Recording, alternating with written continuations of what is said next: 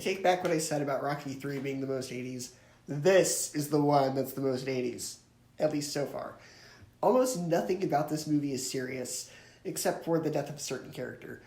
But the soundtrack, fight choreography, tone, all of it, just pure 80s cheese.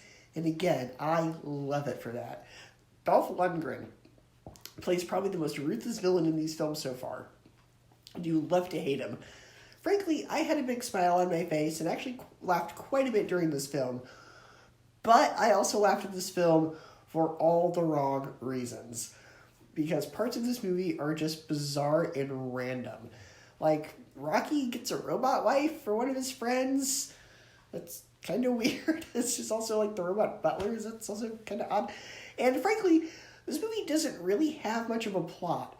Like, 80% of this movie is training montages. Like, there'll be a training montage, a minute or two of plot, another training montage, a few minutes of character development plot, another training montage. You get the idea, repeats the cycle. Most of this movie is training montages until we get to the end. But, man, they are fun to watch. And the final fight in this film is arguably the most brutal and intense so far, and is the most fun I've had watching one of these, because Dolph Lundgren in this movie is vicious, he is merciless, you'll love to hate him as a villain. He was fun to watch in this too.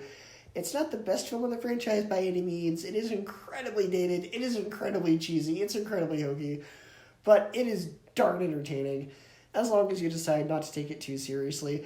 I can see why this film wouldn't be for everybody. It is a huge step down from the other ones. It is very bizarre. It is very different from the other ones. But for me, I think I got the job done. I thought it was fun. It was my kind of stupid. It was my kind of cheese. So for me, it gets a B+, 8 out of 10, and 3.5 out of 5 stars.